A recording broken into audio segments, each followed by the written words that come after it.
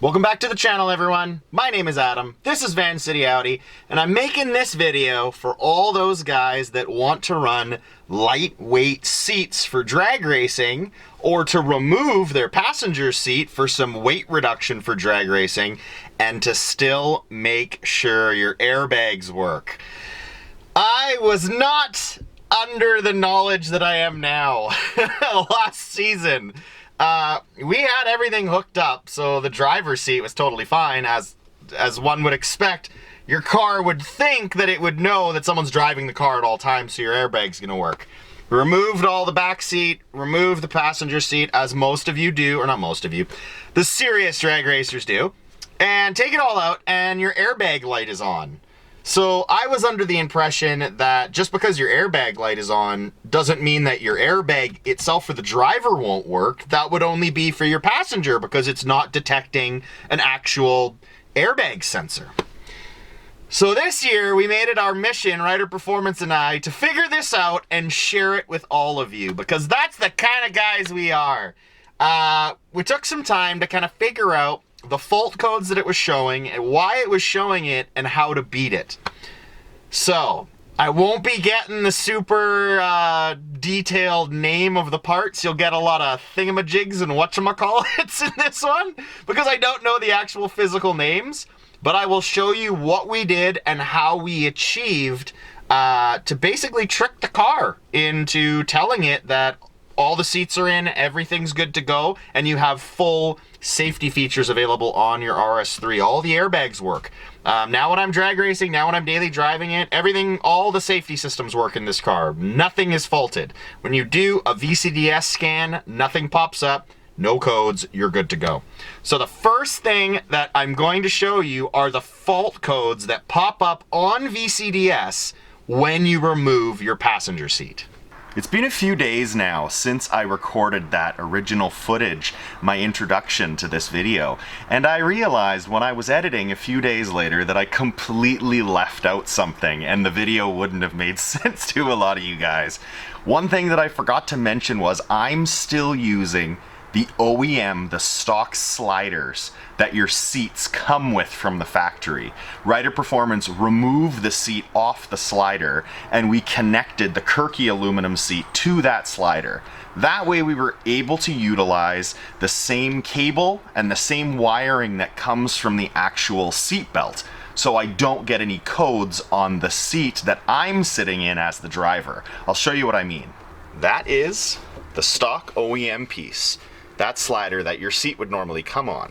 But Reiter Performance has whipped up these two brackets, one there and one there for the back.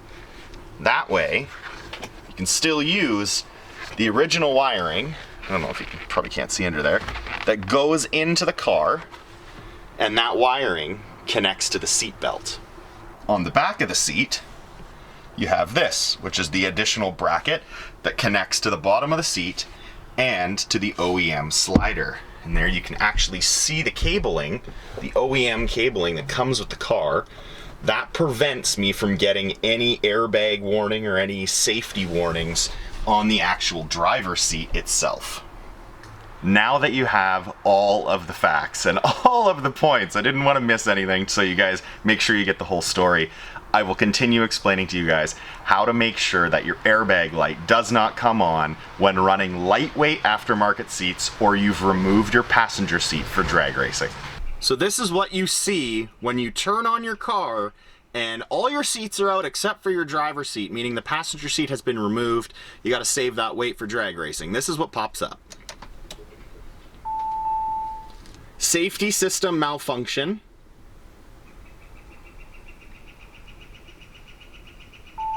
Audi presense currently restricted. Now if I was to turn on the car, that damn airbag light is gonna stay on. So I'm gonna show you now the codes that pop up from VCDS when that happens. So I got VCDS up and running. You're gonna wanna select airbags.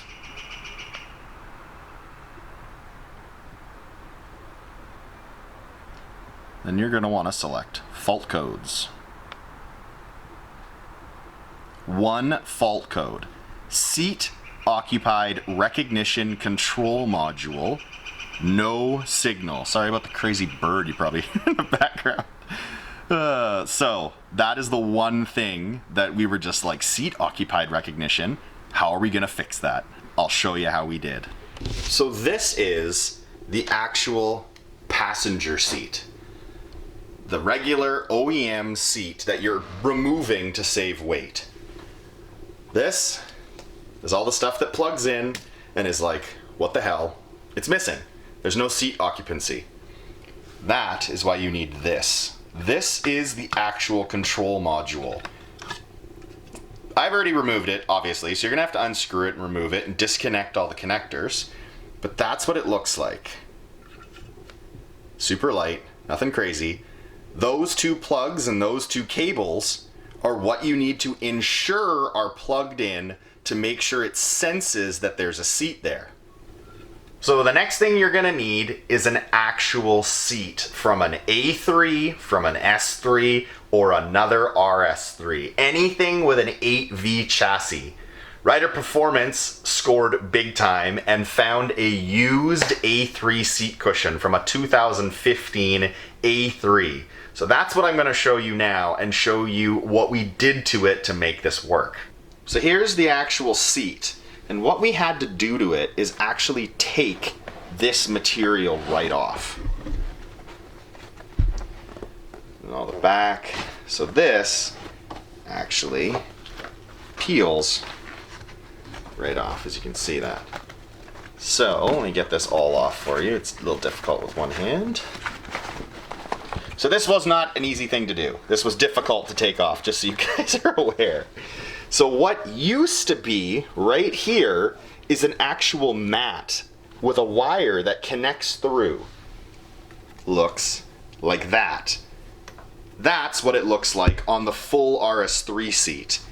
So this is actually on the RS3 seat underneath all the padding and everything. So we bought this, ripped that off with being very, very, very careful. It's very delicate.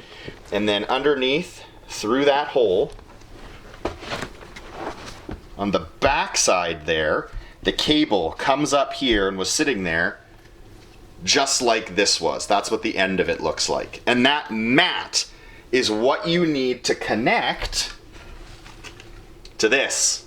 And this connects here, and that is your seat occupancy sensor. So now I'll show you it in the car.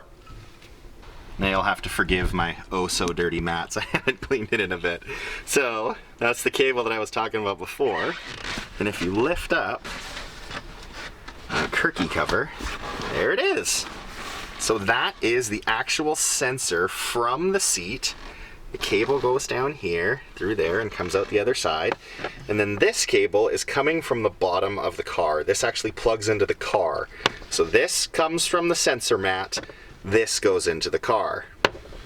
So now that you have your seat occupancy sensor and the seat occupancy mat, these plug in. This plugs into here, that plugs into there.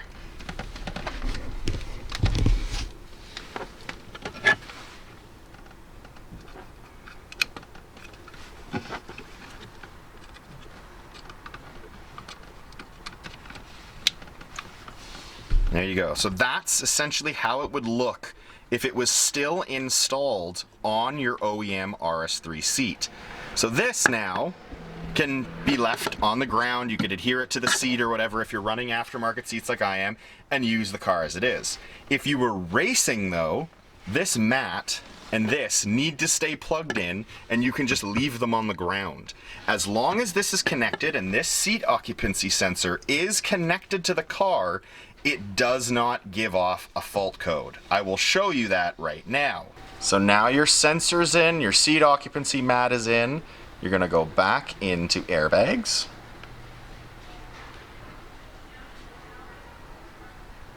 Going to go into fault codes. And it's still going to pick up the fault that was there before when I disconnected it. You now want to clear those codes.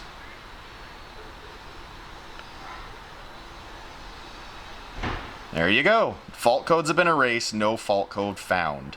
So just to double check to make sure it's working correctly, you can go out of it, go back in, still nothing found. So now, when you turn on the car, there will be no more airbag lit up on your dash. So now that your seat occupancy sensor and mat is installed, get some power to the car, codes have been cleared, no longer have that airbag warning light, and you are good to go and all your airbags now work. So it's a bit of a pain in the ass, I'm not gonna lie.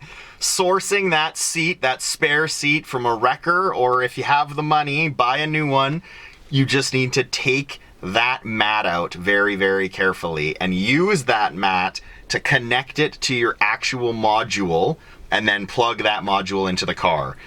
Doesn't matter if it's on a seat, doesn't matter if someone's sitting on it. All it needs to be is plugged in and all of your airbags will work. No fault codes. So good. I feel safe now. I can't believe that I didn't know. People were messaging me and being like, your airbag light's on, dude. You have no airbags. I'm like, what are you talking about? The car knows someone's driving it. It's gonna work. No, as soon as the airbag light goes on, none of them work. And I was just like, oh God. So Reiter Performance and I started pulling the seats apart and the wiring and putting in resistors and trying to figure this all out. And when it came down to it, we couldn't figure out whether it was data, whether it was a frequency, whether it was a voltage. We just ended up sourcing another control module for the seat occupancy sensor. That's the big ticket. That's the thing that is gonna make sure that your airbags work. I hope you guys enjoyed this video. I hope it makes everyone a little more safer at the drag strip. If you guys manage to source one of these seat occupancy mats and you can connect it to your sensor, you can put it in your aftermarket lightweight seat, or if you're pulling your seats for racing, just lay it on the ground and make sure it's plugged in when you're racing to make sure all your airbags work. Thank you very much for watching, everyone. I really hope you enjoyed this video. If you haven't already, subscribe to the channel, like the videos, share the videos if you find them informative or entertaining. Thank you so much for watching, everyone. Till next time, take care.